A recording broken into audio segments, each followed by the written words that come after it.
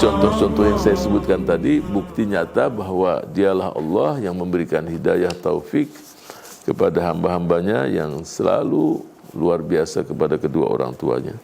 Sehingga ketika Rasul SAW ditanya, siapakah gerangan manusia yang paling harus aku perhatikan, yang aku harus jaga benar? Ya, Rasul mengatakan ibumu. Terus siapa lagi? Ibumu. Siapa lagi? Ibumu sampai 3 kali.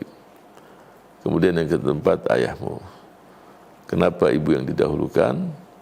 Karena ibu memiliki banyak keistimewaan. Yang pertama dia mengandung, kemudian dia melahirkan, ya, dan sesuatu yang tidak mudah. Ya, bahkan ada pula ibu yang Allah berikan anak kembar. Jadi pengorbanannya berat sekali. Anak satu aja udah berat. Ya, apalagi diberikan anak yang 2 atau 3. Jadi dan ketika melahirkan antara hidup dan mati pula dia. Kadang-kadang juga Allah panjangkan usianya. Kadang-kadang dia banyak ibu-ibu yang pendarahan, kemudian dia meninggal. Dan inilah yang disebutkan walaupun bukan syahid dalam medan perang, tapi dia digolongkan para syuhada. Ayahnya pun juga yang terakhir, ayahmu. Jadi walaupun yang keempat adalah ayahnya. Jadi pertama, kedua, ketiga ibumu.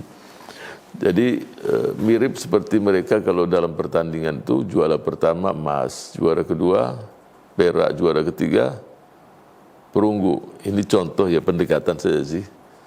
Jadi ayahnya pun juara keempat, ya penggembira juga boleh, atau ya dia punya kesempatan juga untuk menjadi juara 3.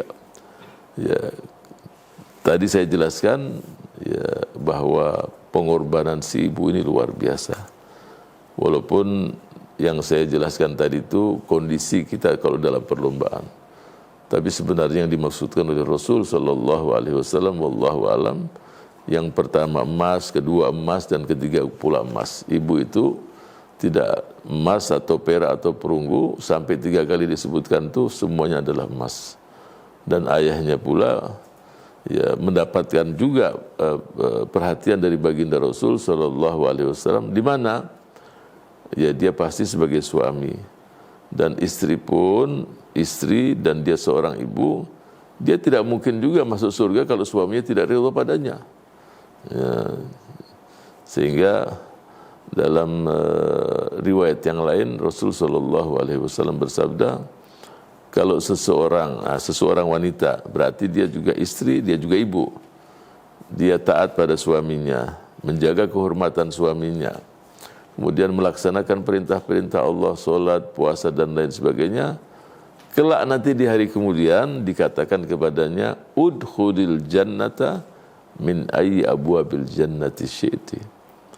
Idza shallatil mar'atu khamsaha wa shamat syahraha wa ata'at zawjaha faqila laha udkhulil jannah min ayyi abwabil jannati syi'ti. Kalau seorang wanita, nah dia bisa ibu, bisa istri, ya. Kalau yang dimaksudkan di sini berarti dia seorang istri. Seorang istri pun dia ibu anak-anaknya.